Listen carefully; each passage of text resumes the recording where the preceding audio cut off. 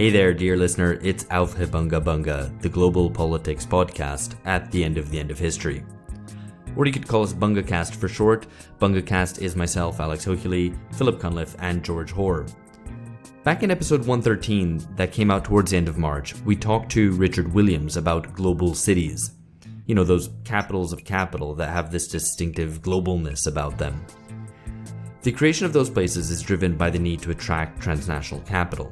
So you might be thinking about London and New York as the archetypes, but actually, it might be Singapore that best exemplifies the global city.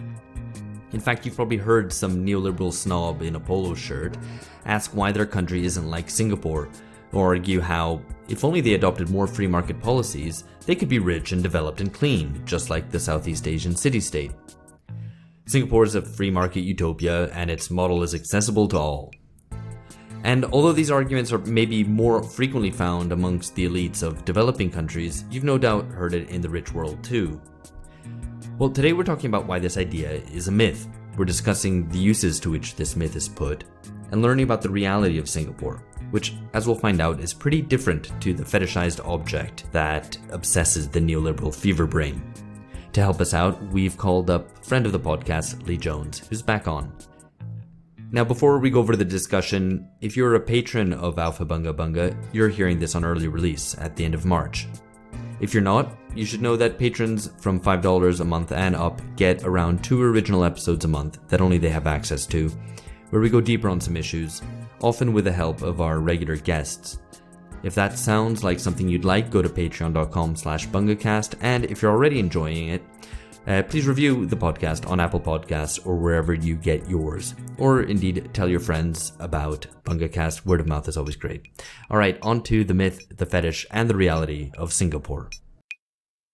Lee is with George in London. Actually, George is with Lee, I believe they're in Lee's house. So I'm going to pass over to him rather than try to do this remotely without even being able to see Lee. As you can see each other, why don't you talk to each other? George. Thanks very much for that introduction, Alex. Very helpful. So, and Lee, thanks for having me as well, and thanks for being on the podcast. Always a pleasure. Great. So Singapore today. I think just to kick things off, and this is probably a question for everybody. We hear a lot of discussion about Singapore. It certainly has a hold on a certain section of the imagination of some right-wing people who often get quite excited about it. But yeah, who loves Singapore and why, Lee? Well, I always describe Singapore as a bit of a guilty pleasure because I do a lot of field work in Asia, particularly Southeast Asia. And the thing about Singapore is that it works. You know, it functions fairly well compared to other parts of Southeast Asia. So when you go, you're there for business. You need things to operate smoothly. And Singapore is very good at doing that. And for similar sorts of reasons, the elites and middle classes of Southeast Asia, developing Asia more broadly, absolutely love to hate Singapore. So they absolutely fetishize Singapore as being this, this gleaming, clean place where everything's orderly. There are no slums, there are no homeless people on the streets, there's no poor people in your way. The transport system works well. There are no traffic jams. it just works. And that's what we want in our cities too. But they also hate Singapore. They're very jealous of Singapore's success. Yeah, and they're very jealous of Singapore's quite sort of exploitative role in the regional economy. So people love it and they hate it in equal measure, I think. So a bit more broadly, Phil, you had some opinions on the Singapore enthusiasts closer to home in Britain. Yeah, I've never been to Singapore, so I can only really talk about the place that Singapore occupies in people's imaginations in the West. And what's striking is how often it recurs in different contexts and with different people about Singapore as a model. I've heard it. Obviously, it's been very present in the debate in Britain about in certain wings of the Tory party and on the libertarian right about Singapore as a model for Britain emancipating itself from this highly restrictive regulatory trading bloc, the European Union, and then we become some kind of prim, nimble, virtuous, low tax haven like Singapore, the Singapore and Thames model. But I've heard it also in reference to other things as well, such as that Singapore would be a model for Greece, say, if Greece was able to leave the European Union, that Greece would be able to become Singapore in the Mediterranean. So it's frequently used. And I also, it also recurs in other discussions and development studies, which I've encountered over the years, in which Singapore is venerated as a model of efficient, executive style corporate technocratic government where things work. And if things work, what is there to argue about? At the end of the day, you can kind of complain about this and complain about that, but if things work and people can do what they want to do, then what is there to say, essentially?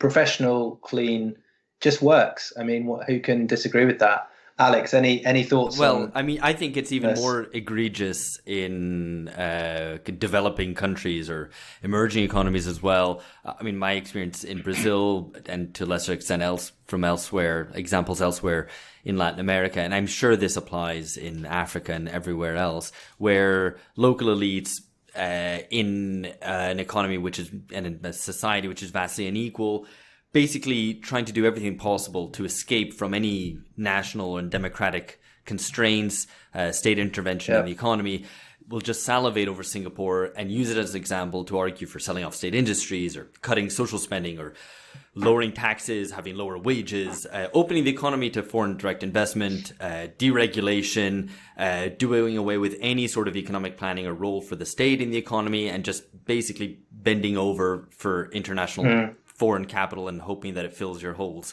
And it's really disgusting. And I mean, I could cite some examples specifically recently. Probably one of the most disgusting figures in Brazilian politics today is the governor of the state of São Paulo, João Doria, who sold himself as an entrepreneur, as a completely post-political guy who just gets things done and isn't ideological in any way, then hung on to Bolsonaro's coattails, doing finger guns with him, and even rebranded as Bolso Doria, right? Like Bolsonaro and Doria, which is a terrible portmanteau. And now has gone back to being kind of more the entrepreneur who gets things done and is a true liberal, to distinguish himself from Bolsonaro, who's a fucking idiot. And, he wants to privatize the port of Santos, citing Singapore as like, it's efficient and it's productive and it's because it's privatized just like Singapore. And this stuff's kind of everywhere. I guess it's one of those cases that whatever somebody thought previously, it just so happens that Singapore supports what they thought all along, with the added benefit that it is that, pragmatically, it just works. So let's not bring politics into it. Let's just copy Singapore and we can get things done. It's also, just to add to that, it's also used as a kind of, how do I say, like a flattering point of comparison. So, for instance, in the Middle East, Dubai is often referred to as the Singapore of the Gulf. The point being that it has a similar kind of, it's a small city state, a trading entrepot, financial center, a glittering kind of cityscape that arose out of nothing to tremendous wealth and prominence and success, a consumerist kind of haven and paradise, and technocratically efficiently run. So I think that also the idea of, sorry, and imported nearly destitute workers too. Yeah, so and I imagine that's different with Singapore specifically, but anyway. Well, it's only to say. Well, Lee, you can tell us more, but it's only to say that that it's also the Singapore is a kind of a way to describe other places that are supposedly similar to Singapore or approach Singapore as paragon. It's also used in those contexts as well. So, if that's sort of some of the picture of Singapore, the ideological uses of the idea of Singapore. Maybe over to you, Lee, a little bit. What's the reality, in particular? I guess the recent history and politics of Singapore, because I think it's particularly important for dispelling some of these more simplistic understandings of Singapore to really understand how the politics of Singapore has developed. The reality is very different, but Singaporean elites themselves go around the world telling everybody how brilliant they are and how everybody should copy them. So it's hardly surprising that this myth of the Singapore model gets around. But really, it's based on a misunderstanding of Singapore's development, and Singapore really isn't a model for anybody. But to understand how Singapore has been able to do what it's done, and what it has achieved is, in some sense, remarkable. So if we think about when it became independent in 1965, the gross national income per capita was $516. So it was somewhere between Mexico and Jamaica. It's by no means the poorest of the poor, but it's pretty poor. 2018, the last year we've got solid data for, the per capita income is nearly $59,000. So it's between Sweden and Denmark. So in the words of the former long-time Prime Minister Lee Kuan Yew, Singapore went from third world to first. So that's the achievement. And there have been real material gains, and you can see it in the physical infrastructure in Singapore. But how did it manage to do that? Did it manage that by just being this neoliberal, deregulated society? Not at all. You have to understand the Cold War context in Singapore, where the People's Action Party, which is the party that's dominated Singapore and has ruled it since independence, it rose to power in the context of very intense social conflict, where there was a very powerful left in Singapore, a very well organized trade union movement, and there were real fears by the British, who had colonized Singapore and Malaya, that Singapore would go communist. So the PAP was this sort of left, kind of social democratic nationalist party. The PAP being the People Action Party. So People's Action Party basically being the only game in town. Well, it's the only game in town today, but back then there were lots of competing parties. Right. And there were lots of socialists inside the PAP. Yeah. But the PAP essentially rode to power on the backs of the left, in cahoots with the British colonial authorities, who they could see if we could get these people into power, they'd be a more moderate nationalist force. Yeah. And they as soon as they managed to gain office, they turned on the left and started interning left-wing activists. So many socialists left the PAP to form their own front, the Barisan Socialis, and then they were cracked down on. So the PAP rode to power on the backs of the left and then destroyed the organised left completely. But they did still face the problem of how do you deliver rapid development to avoid a communist takeover? And that's the fear. Just before you get into that, Lee, could you maybe link that history to the Malayan emergency as well in the 1950s in Malaysia? Yeah, certainly. So during World War II, the British were kicked out of the Malayan Peninsula by the Japanese. The fall of Singapore being a massive shock to the British Empire that reverberated around the world.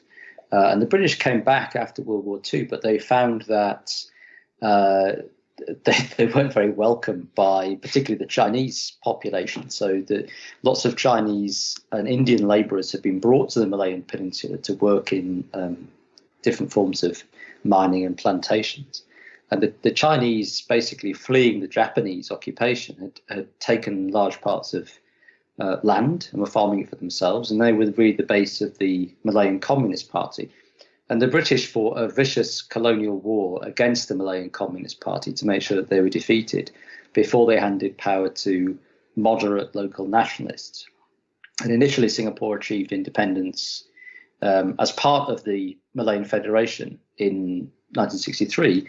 But there were irreconcilable differences between the leadership of Malaya, who were ethnic Malay aristocrats, and Lee Kuan Yew and the People's Action Party, who were ethnic Chinese, based in the predominantly ethnic Chinese Singapore. And Singapore was always seen as suspect at this time because it was so ethnically Chinese and therefore associated with the People's Republic of China. So that's the Cold War context. Right. So just to simplify, 1959 under British colonial rule, then a period of independence achieved, and then by the late 60s, what sort of economic system is dominant in Singapore? So in the late 60s, Singapore is on its own, right? And the government is still very scared of a communist takeover, and you can see this in private conversations they have with foreign diplomats in the archives. They're genuinely terrified. So they had to develop the economy rapidly to solve mass unemployment and poverty. But what most developing countries are doing at this time was import substituting industrialization. So you try to develop your own industries to avoid having to import them. Singapore couldn't do that because it was too small, it had no real domestic market. So very early on, it turned to export-oriented industrialization, making stuff for export, basically.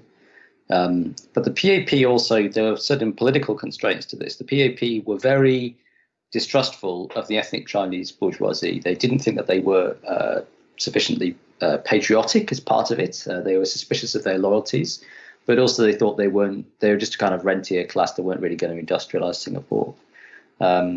So they instead turned to state-owned companies, the so-called GLCs, the government-linked companies. And they developed these as the sort of linchpins of the economy in the commanding heights of industrialization, which they financed using a forced savings scheme. So basically, the a pension scheme, the CPF, which takes a very large chunk of people's salary. Today, it's at least a fifth, and invests it on their behalf in inverted commas at below inflation rates. So basically, it's a form of tax. So forced savings that it then invested through these government-linked companies into developing industries. So state capitalism, essentially. And then opening up Singapore to foreign investment. So attracting foreign capitalists to come to Singapore and invest there. So the PAP's development strategy has always been based around these two things. It's an alliance between state capital on the one hand and transnational corporations on the other. And these GLCs are now massive transnational capitalist enterprises in their own right. So many GLCs are under a holding company called Temasek Holdings. Yeah. And their investments are more than $226 billion US dollars. Wow. And 74% of that is now invested outside of Singapore. So that is the basis of the Singaporean development model. It's this alliance between heavily state-directed capital on the one hand and foreign capital on the other. It's not deregulated neoliberalism. Right. So you're saying it's a better model of authoritarian socialism, in fact, than kind of freewheeling neoliberal deregulation. Well, they would still describe themselves as socialist or social democratic. And they were part of the Socialist International, in fact. And this does reflect their origins in the Cold War and having to fight for the loyalty of the population at that time and having to deliver real development gains to the population, at least for the first few decades. So would calling them calling them like hyper-capitalist, would that be a smear? I mean, could you call that a pap smear? For example, and if oh my goodness! no, that's good.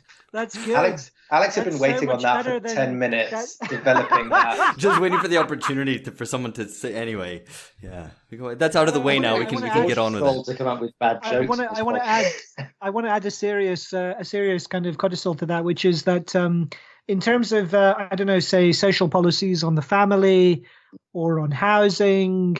Or on, education, can we see evidence of that kind of social democratic outlook, like we might expect, say, from a Scandinavian or maybe a mid-century West European Social Democratic Party? No, absolutely not. What you do get from the PAP, because of its need to host foreign capital, from the very start, it's been very clean, very pro-business, and very technocratic, and that's where it gets its... Sounds like perfect social democracy, then. Not really, because the flip side is the authoritarianism. So you have this incredibly technocratic state. Social democracy, like I said. It's not social democracy, Phil, okay? If you want to defend social democracy... Oh, my goodness. I'm making a point, a genuine point about I know. And because if you compare it, say, to say the interwar Austrian Social Democratic Party, in terms of the developmental program that they had for Austria's working class, I mean, it's not to say they were authoritarian necessarily, but I'm genuine. In terms of housing programs, say, in terms of the way in which it provides public education. I imagine this is in an old-fashioned grand social democratic style. A big, powerful state is going to lay things on in the grand style for you. And do you see that in Singapore, aside from its kind of dependence and reliance on big foreign capitalists? So I guess maybe to move this, or to generalize this point that Phil's making. I mean, this model was successful at certain points, very successful, and maybe you could, this alliance between foreign capital and state capitalism and the PAP playing that important role in kind of mediating and organizing that.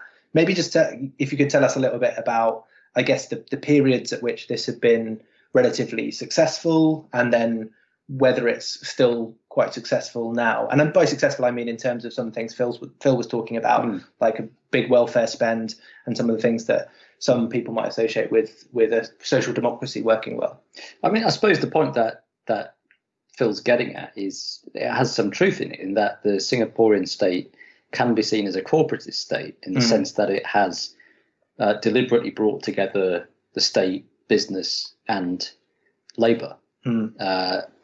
But I think in contrast to the post-war social democratic state in Europe, that corporatist pact there was certainly a way to sort of incorporate and defang the more radical aspects of organised labour.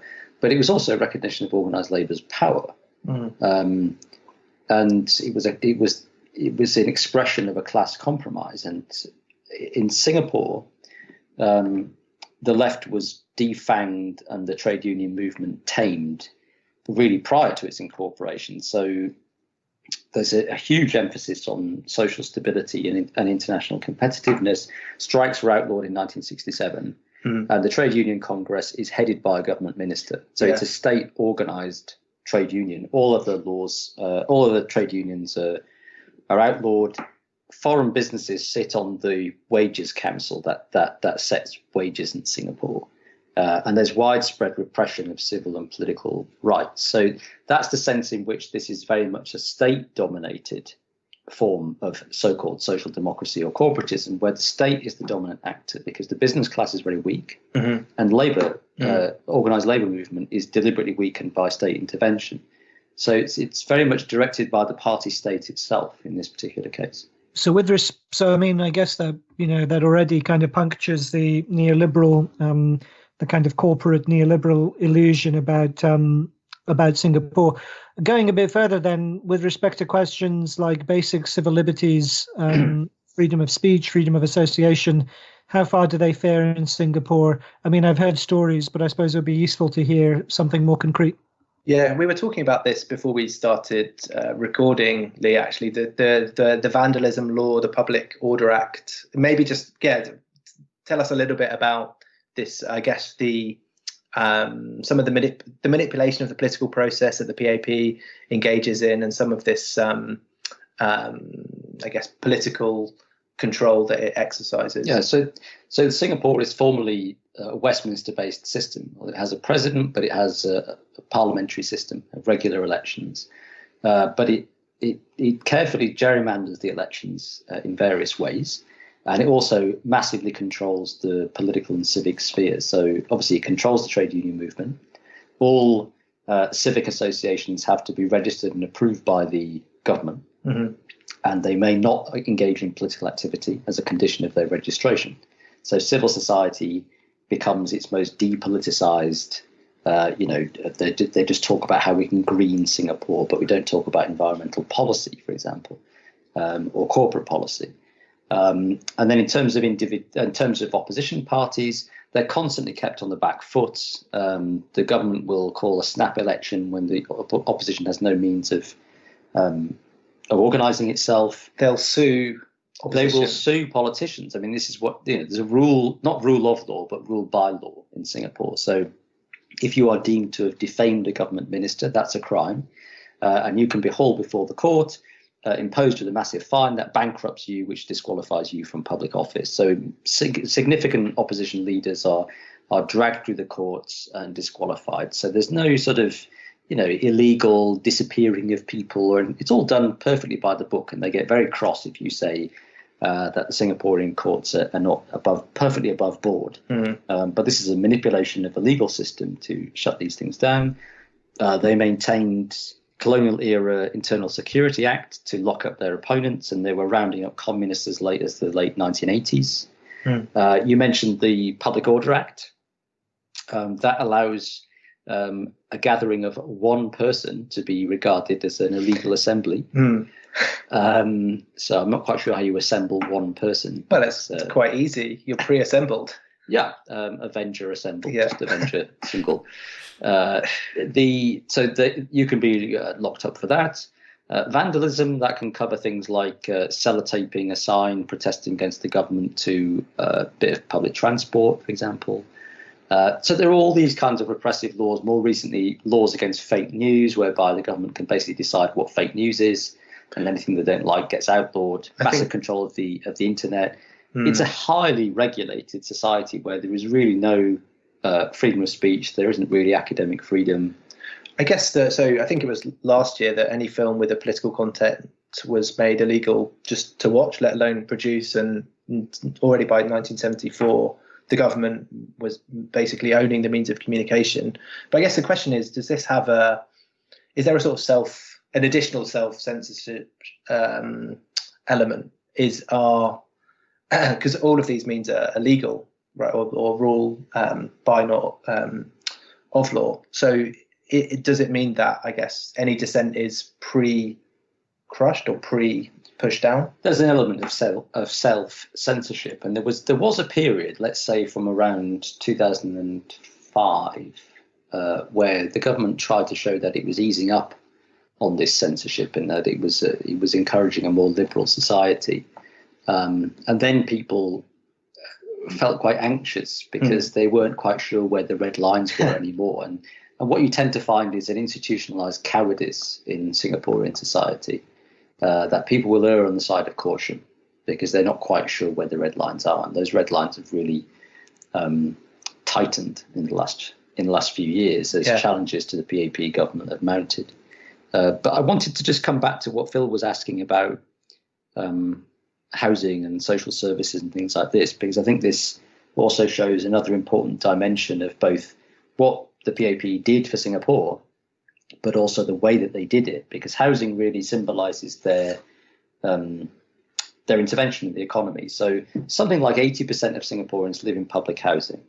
So the Singaporean government has created these huge high-rise, high-density blocks on 99-year leases, the vast majority of the population living them. And that's, you wouldn't find that in a neoliberal paradise. I'm not sure in what part of Hayek the provision of social housing comes in, for example. But so on one hand, like, they provided a lot of housing which was desperately needed, and that there's also a right to buy and this kind of thing. However, this is done in a very politically controlled way to enforce state dependence. Yeah. So if you're living in state-owned housing, you're going to be more reluctant to rock the boat. Yeah. And at election time, the PAP has even threatened, if you vote for the opposition in this area, well, you can wave goodbye to your HDB, the Housing Development Board property improvements. And in fact, they have neglected opposition-held areas deliberately for years. You get punished for voting for the You get punished party in terms of the physical infrastructure in which you live. They also have ethnic quotas about who can live in different developments, which helps them to gerrymander by preventing the concentration of ethnic groups, different ethnic groups that might vote for opposition parties in particular constituencies. So they provided this public good, but they've done it in a way that cements their own domination. So a very tightly controlled society in general. Alex, I think you had a point here on hearing all that. I've got a point as well. Is like the degree to which Singapore is misunderstood. I mean, with the housing question as a great case in point. But also to refer back to what we were talking about right at the beginning about visions of Singapore and the way that it's fetishized or used for instrumental purposes by neoliberals or quote unquote libertarians elsewhere. And again, especially in somewhere like Brazil, for instance, but I'm sure, it happens in Chile. I'm sure it happens amongst elites in South Africa or wherever else, where this idea of the rule of law, that things just work there, that things aren't ideologically motivated and it's not corrupt in any way, but instead you just have a sort of form of clean governance where there's respect for the law. The problem supposedly being that in somewhere like Brazil, there's too much mess and people break the law too often. And in Singapore, you merely have good respect for the law. And like the way that you describe it there, it's actually extremely authoritarian. And as you say, rule by law rather than rule of law. No, that's exactly right. I mean, of course, property rights are tightly controlled and respected. So if you're let's say a so-called foreign talent, if you're a high-end service worker imported to Singapore, you have quite a comfortable environment. You have tax breaks.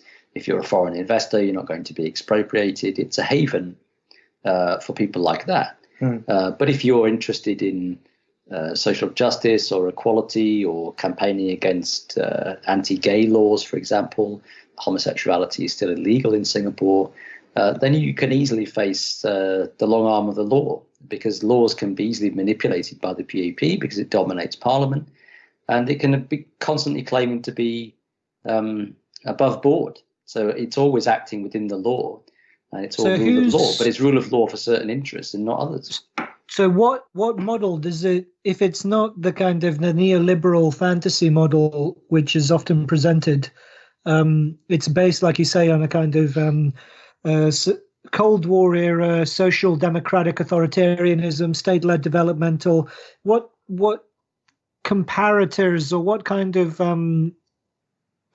kind of political vision does it embody in our contemporary world? I mean, whose actuality would it be?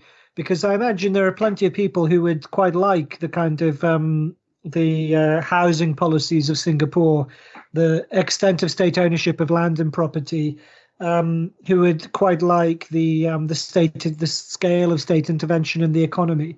Whose reality or whose policy vision does Singapore best express, if not that of neoliberals and libertarians?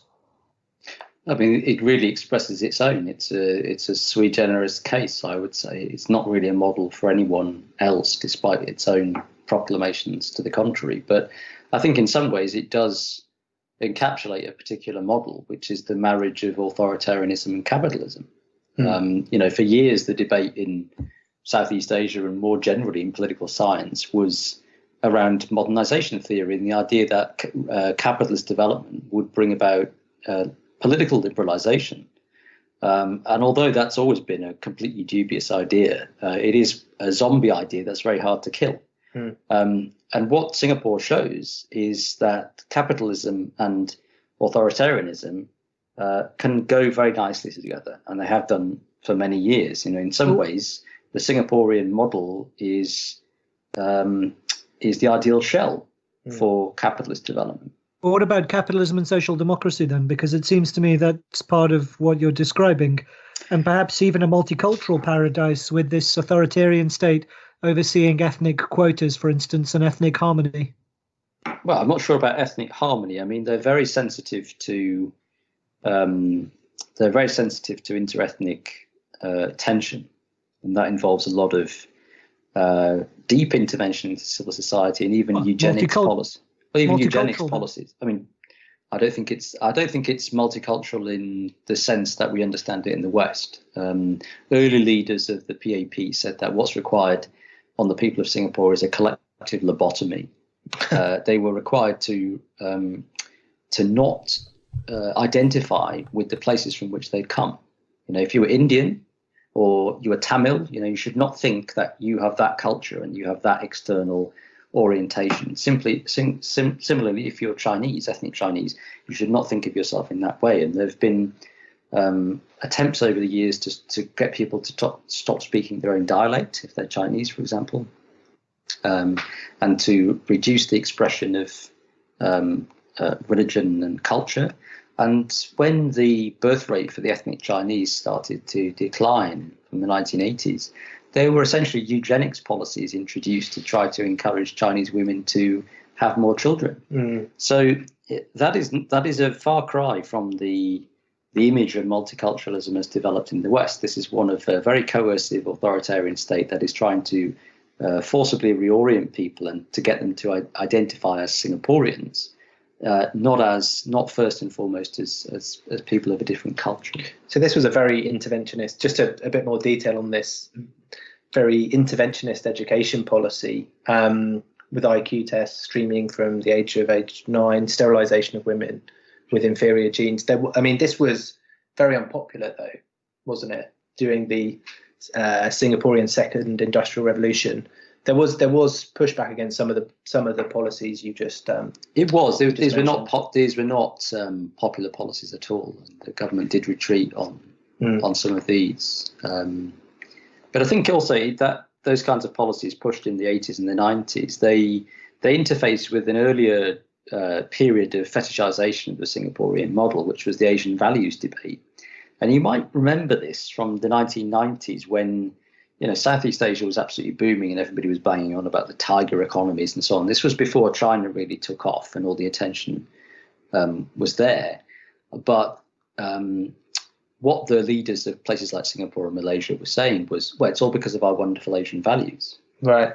That unlike you in the decadent West, who care about democracy and human rights and this kind of thing, we just focus on bread and butter issues, and we're engaged in looking after our own. We don't have decadent welfare states. We look after our own family, and we look after our parents when they're old and all that kind of stuff. But at the same time, the government was having to coercively legislate to uphold certain values. So, for example, this Asian value of filial piety, which means you basically look after your parents when they get old, they had to legislate that, right? Because that wasn't actually happening. So a lot of these myths about the way that Asian families behave, as the basis for the Singapore success story, actually manufactured by the PAP and often not very successfully. So the law is that you need to call your parents regularly, if you will. But no, I guess so. If that's some of the history and the politics and some of that context, more on the ground. So yeah, I was going to say. So so you mentioned Lee at the start that compared to the rest of Southeast Asia, when you'd visit and travel there and do your work, it works.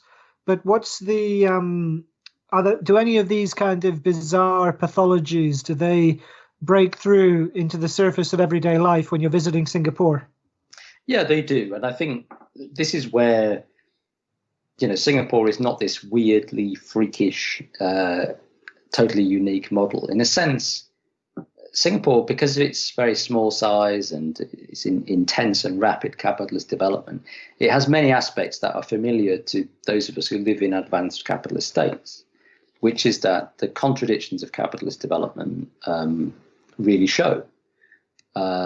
And really since the 1980s, the benefits of capitalist development flowing to poorer groups in Singaporean society have really wound down, and income inequality has spiraled out of control. So I think one of the most visible signs of this when you go there, and if you spend, say a couple of weeks there, you'll definitely start to see this, is old people, and I'm talking about people in their 70s and their 80s, maybe bent double, pushing carts around laden with cardboard. And you may think, what is all this about? Well, it's because there's really substantial old age poverty when people leave the workforce. They've had this forced savings their whole life at below inflation rates. They often can't access their pensions until much later in their lives, and the savings actually turn out to be not very good, and they can't afford to live. About 20% of the population, at least 20% of the population, earns less than it spends on a monthly basis. And so what these pensioners are doing is going around collecting cardboard from businesses and homes and taking it to recycling centres to be sold for, maybe a couple of Singaporean dollars a kilo, something like that. And that is in a society that now, to remind you, is about $59,000 US dollars per capita. It's between Sweden and Denmark. And it's in a society where if you walk around, particularly the central like downtown financial area. It feels like Canary Wharf or Pudong in Shanghai. It has obviously massive amounts of wealth in these, these gigantic bank buildings.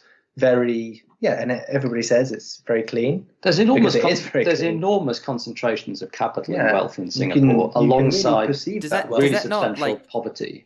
Does that not, like, urban landscape actually feed in a lot to the Singapore myth? I mean, as far as it's understood elsewhere, I mean, that idea that, I mean, again, tied into what I was saying at the beginning about elites in developing countries wanting to cut themselves off from the rest of society and just feel burdened by all these poors in our country that we just wish we could get rid of, or maybe lobotomize, maybe not culturally lobotomize in the way they wish to do in Singapore, but maybe socially lobotomize. I don't know.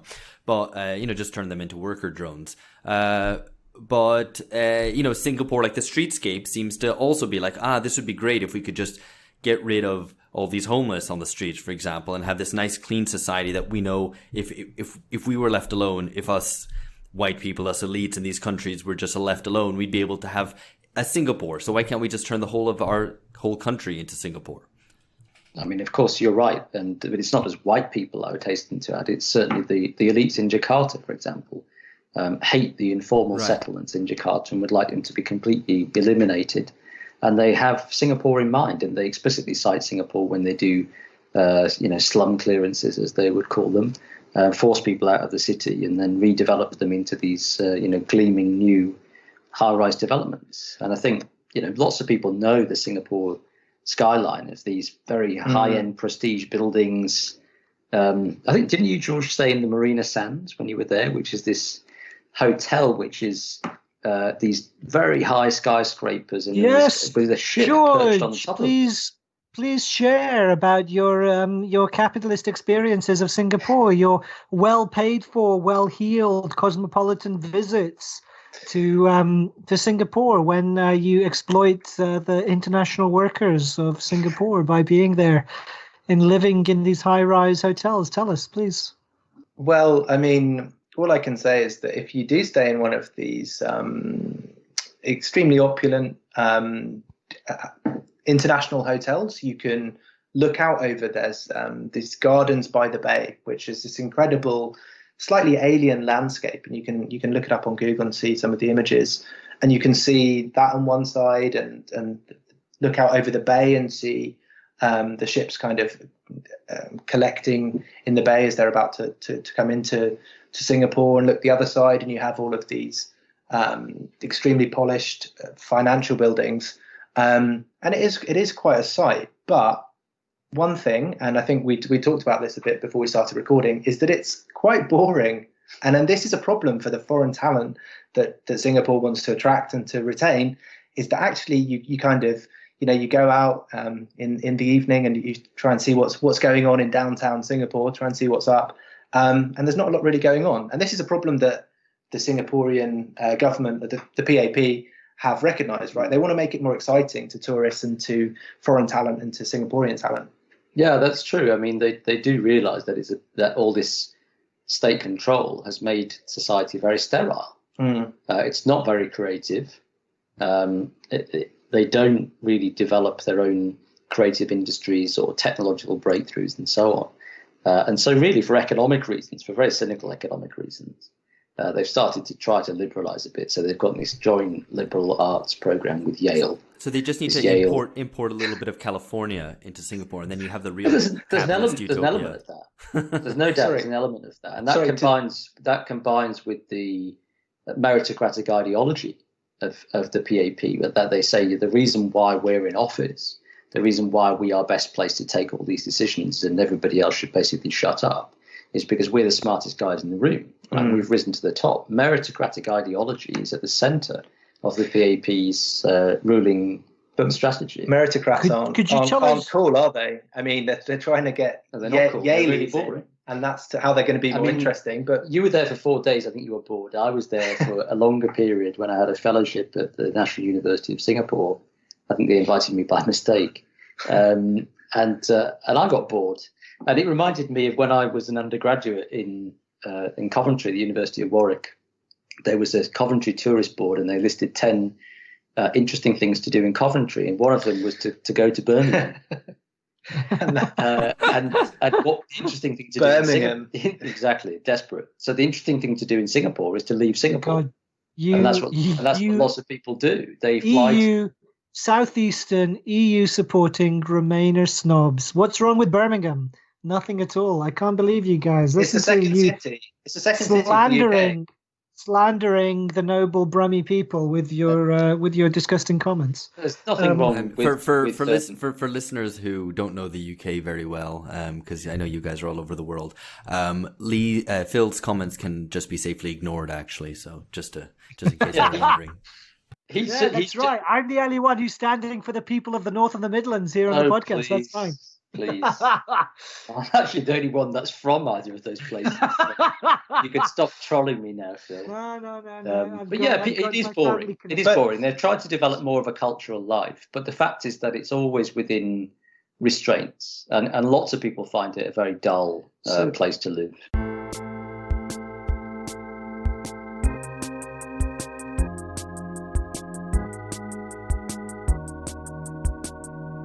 I wanted to roll back, if I may. What is on the questions, I suppose, of then social tension? Who are the opposition? So you mentioned the fact that they're that kind of areas that vote for the opposition are punished in terms of infrastructural spend, and that the reigning party, the single party, can dominate the state machinery in such a way that it can punish kind of expressions of dissent and so on. So who are the opposition? What do they stand for? How many inroads, how many gains have they made over time? There are a number of different opposition parties. They're all quite small for the reasons I've outlined, but they have actually grown substantially in terms of electoral support in recent years. And that reflects the tensions within Singaporean capitalism that I talked about a bit earlier on. Growing inequality,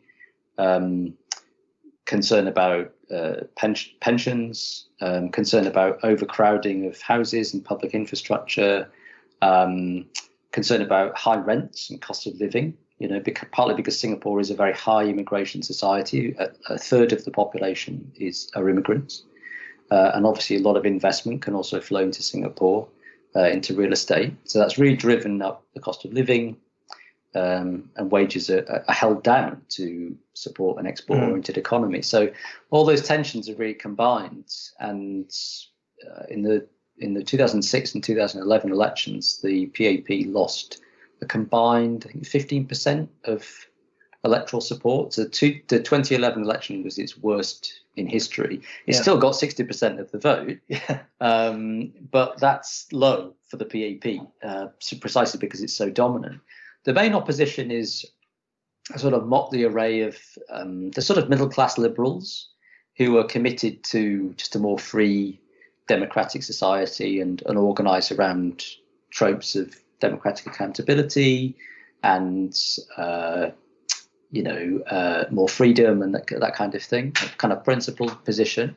And they started to get seats in the late 1980s when the working class support for the PAP started to decline, when it started to close down low value-added industries and try to forcibly shift to higher value-added services, and started to offshore some of its industries, in fact, in neighbouring countries.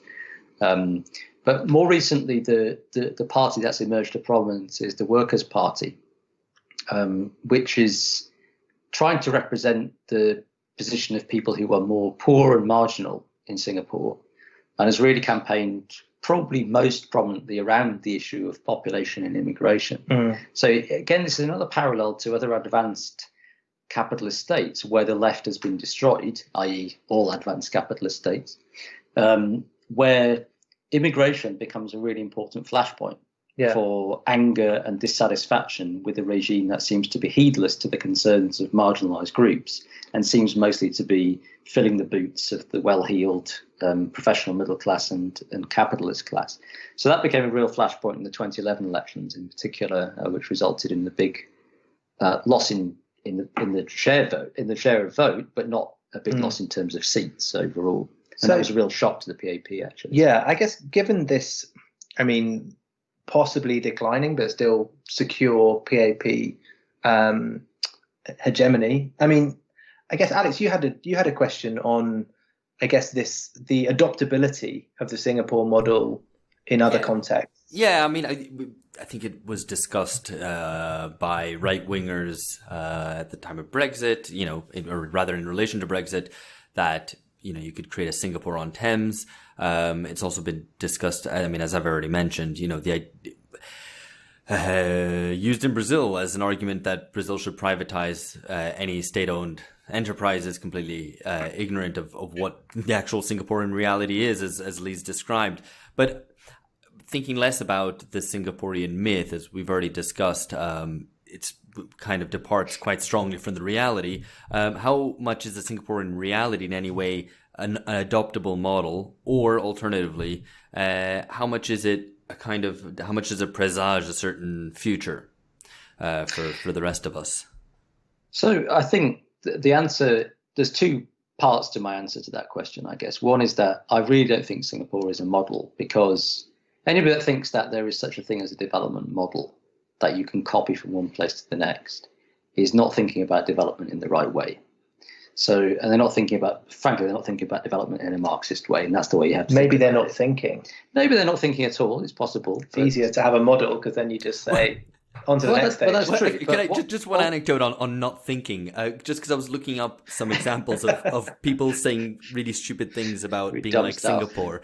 There's an American kind of right-wing libertarian economist who was telling, who had lived in Singapore and was kicked out for finding it too authoritarian, but who was advising the Brazilian government, Bolsonaro's government, not to privatize state-owned enterprises, but just to give them away. That was his big policy recommendation. So, there's lots of, you can get pretty far in life by not thinking. Was that nutty guy who was like shooting at people in the street? No, it's a different guy. We talked about that guy previously. He was the very pro-Pinochet guy. What wasn't he? Chile, I can't remember. In Chile, he was a defender of neoliberalism. No, but that guy was just a random nut job. My example is like an actual legit, academic economist. What's the difference between those two categories of people? So, this is a subject that I've just now sent in the proofs for a new book, a fourth edition of the Political Economy of Southeast Asia. And we discussed this idea about development in that book and different visions of development. And there has been this idea that the newly industrialized countries of East Asia, Northeast Asia or Southeast Asia present some kind of model for the rest of the world, that if you can copy their policies and their institutions, then you too can achieve development. So there's this idea, and frankly, it's a revised version of neoliberalism. It's a later version of neoliberalism. The early version, which is sometimes called rollback neoliberalism, is the idea that you just need to roll back the state and let entrepreneurs flourish, and then it'll be fine, and then you'll get rapid development. That was rapidly realized to be a load of tosh. And then there was a new version of neoliberalism that focused on getting the right institutions in place.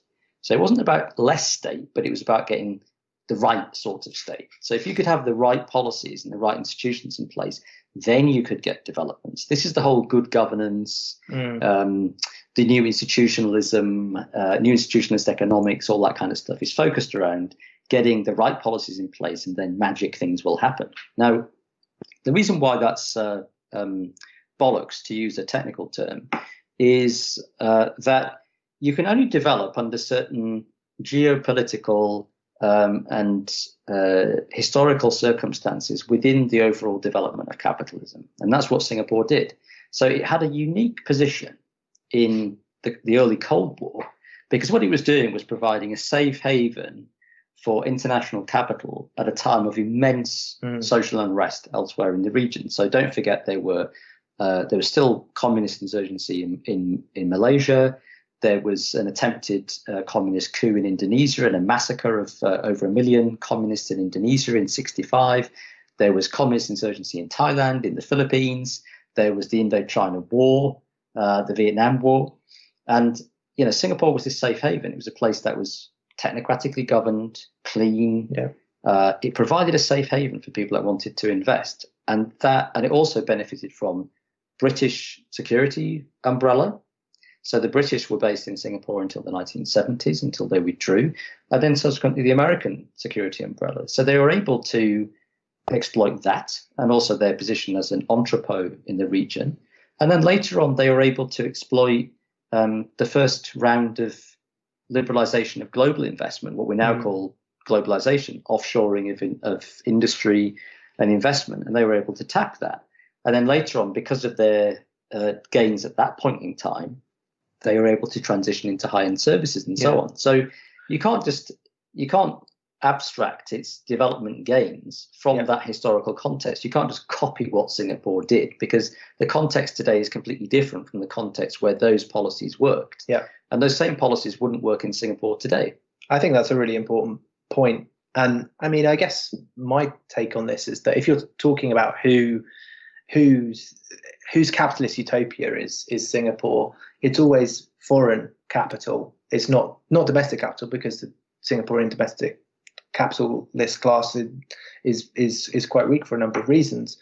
But for foreign companies, Singapore is low tax, low regulation, low wage. So the idea of trying to make your own country into Singapore is quite strange, because it's only for foreign capital that these kind of, to the extent that they pertain at all, that these kind of stereotypical ideas of what Singapore is actually seem to function. But I guess to move on to the prospects and looking forward, what's going to happen in the future? This is always the good bit. You have to say what's coming up next. What does the future hold for the Singaporean? And that touches also on Alex's question about the extent to which it shows a shadow of the future for other states. I mean, I said earlier that maybe authoritarianism is the ideal shell for neoliberalism, because the contradictions of capitalist development in the neoliberal era are growing inequality and growing social unrest against the iniquities. And this conflict between the conditions required for a transnational mode of capitalist development, the economic and social conditions required, low wages, relatively open borders, and so on, and the political requirements of maintaining order in a society, those two things are now in tension. And in Singapore, those things are coming apart now. But it's not the only way to resolve that tension. You don't have to go through an authoritarian route. You can go through a kind of state capitalist, incorporate the regions, have a kind of national model of growth, a kind of post-neoliberal conservative model as well, right? Yeah, I mean, I've written about that in the context of Boris Johnson's political project. Yeah, exactly. On the full Brexit, where there is this kind of post-liberal approach to doing that. So this isn't the only way of doing it, but I think it's a way that a lot of people find attractive. And what's interesting about the Singapore government's response to the electoral losses of 2011 is they've launched something, and this is very typical of the PAP, which I think has real resonances across the world, and that is a very technocratic approach to participation, to political participation, and diffusing and channeling political conflict. And this is something they've been doing since the 1980s, when they first introduced nominated, i.e. unelected members of parliament from various social groups. But most recently, they launched this thing called Our Singapore Conversation, which was these state-organized conversations with the great unwashed and NGOs and so on about, what's your problem? Why are you voting against us? What's the problem? And from which they could, pick and choose the things. What was that, George? I was just saying, what's the problem? It's a in a particular voice. What was the voice? It's a reference to a comedian. I don't know what's going on anymore. I've got no idea what's going on. I really just thought that was best ignored. I'm literally sitting across the table. So. Yeah. But the idea is I want some accountability here. This isn't like the PAP regime. What's going on here? If you go to people and you say, "What's the problem? What's the problem?" then it forces them to think about what the problem is and how they can get over their problems. For example, if America and North It's Korea. No, I'm sorry. It's an interview / therapeutic technique that you're trying out here, and it doesn't work. Sounds very counterproductive and ineffective, I have to say. I think it's meant to be a joke, but clearly I should have just not said anything. Let's go back to what we were talking about. Thank you.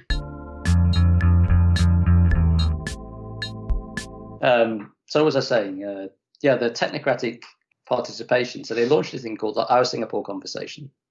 And it was a state-organized set of interactions between people from government and people from civil society and ordinary members of the public.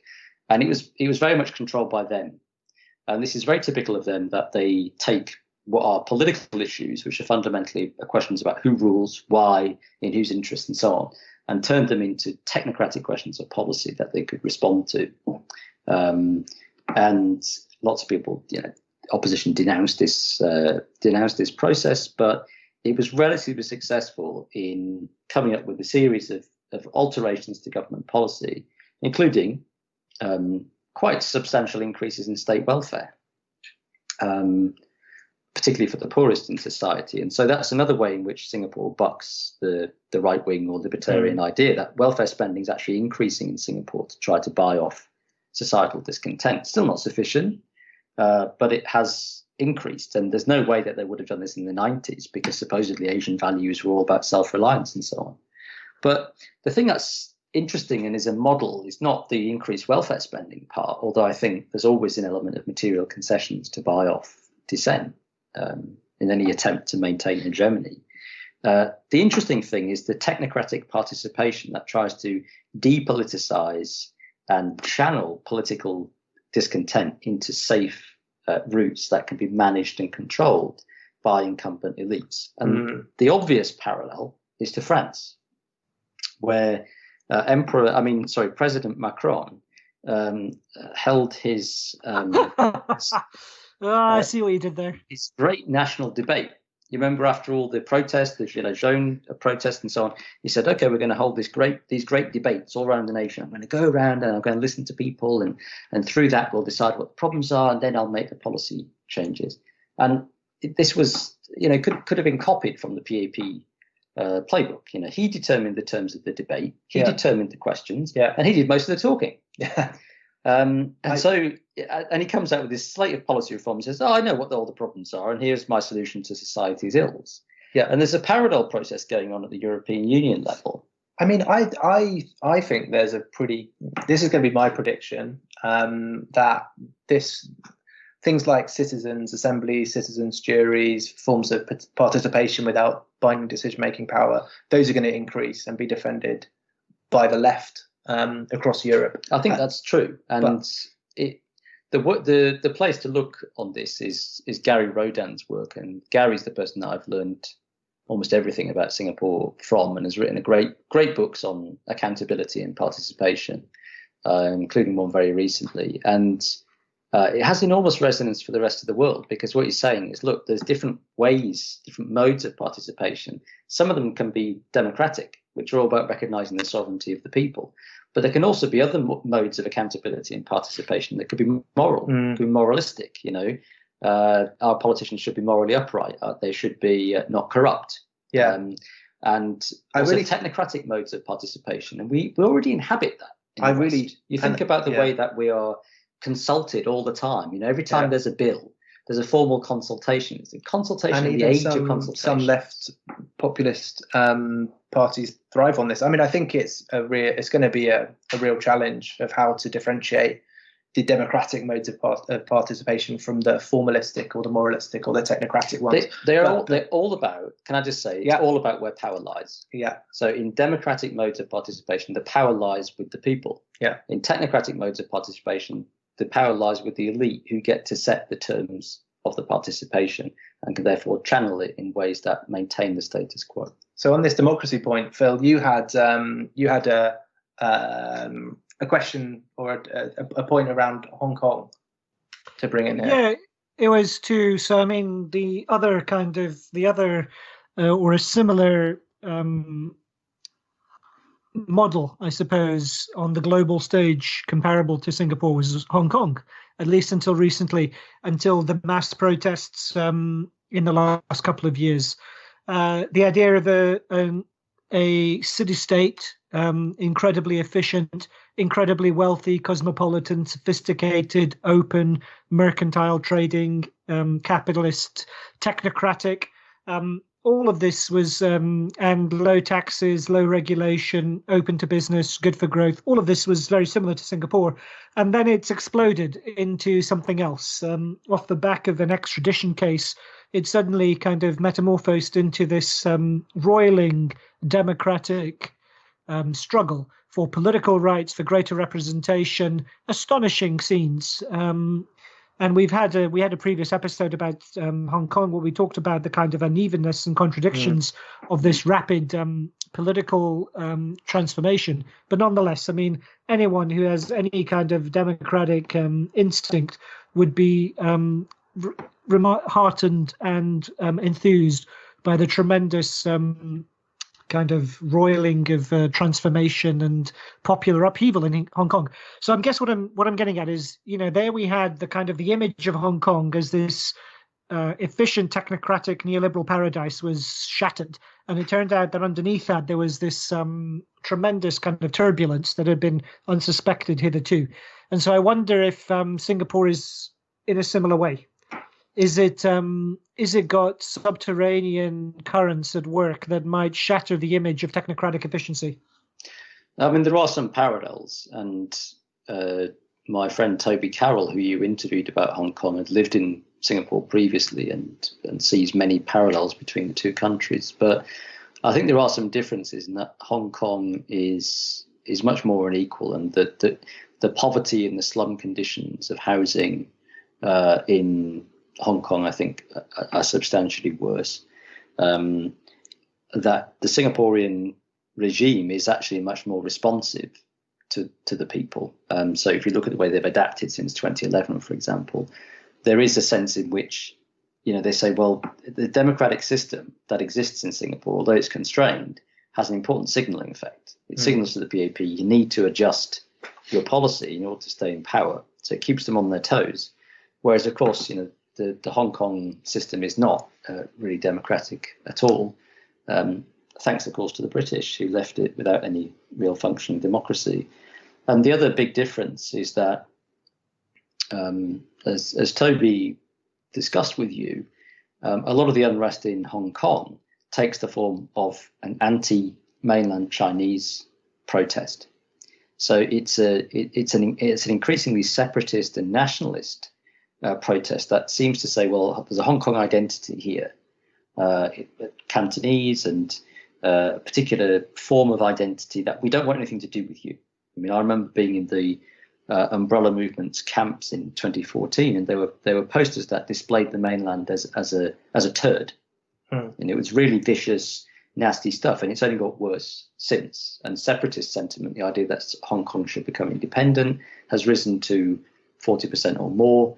In the context of the coronavirus, Hong Kong health workers are currently on strike, 5,000 of them on strike, because they're saying the border must be sealed. We don't want to treat these basically foreigners. So there's that quite nasty anti-Chinese sentiment, which is entirely understandable in the Hong Kong context, because Hong Kong is dominated by the Chinese Communist Party. And that's different to Singapore. So in Singapore, the government says, we're in charge, we're in control, we're accountable. So you can vote against us if you don't like us, and it is somewhat responsive to that. The inequalities are not as bad, although they are bad and they are worsening. But I think the Singapore government is unlikely to be roiled by that kind of unrest. The only real kind of mass unrest that has been in recent years has been among migrant workers. So in 2011, I think, there was the first strike in decades, which was among migrant workers from the Chinese mainland who were bus drivers. I think about 300 bus drivers went on strike over low pay. And then there was a riot among ethnic Indian workers in Little India in Singapore who were, the exploitation of migrant workers, we've not really talked about that in Singapore, but it is really intense. And it's an important part of the economic model as well. It's an essential part of the economic model that people are brought in from developing Asia to work in construction and low-end menial service work, and they live in very poor conditions. They're often in debt bondage. Yeah. They're often abused by their employers. They suffer incredible rates of mental distress. And they rioted in Little India.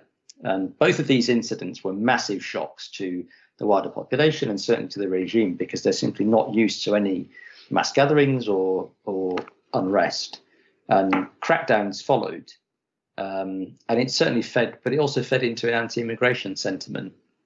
So there was a big protest against the population white paper, I think, again in 2011. So I guess maybe just to wrap it up, I guess the question about the future of Singapore is a question about the future of Southeast Asia as well. Is there a compelling vision of the future that the PAP, maybe to answer this quickly, that the PAP has? Because I think some things that I've read seem to suggest that it doesn't have a very clear, self-confident idea of what comes next for Singapore. No, I think it's been a problem since first world status was achieved. Is where do you go next? You just keep climbing the value-added chain. Zeroth world? You're going -1 world? And it's all about economic growth. It's the ultimate in economic reductionism. We just want more and more GDP growth. We want to maintain a rate of about 5% per year. That requires we keep wages low and we keep immigration relatively high, and that's it. We just keep doing whatever is required, undergoing perpetual structural adjustment to the winds of the global economy, and that's it. There is no vision of a good life. There's no vision of a transformative future. There's just a vision of an endless horizon of capitalist development, with no mission to save Singapore from communism like before. So, it's the ultimate in capitalist realism, really. Great note to finish on.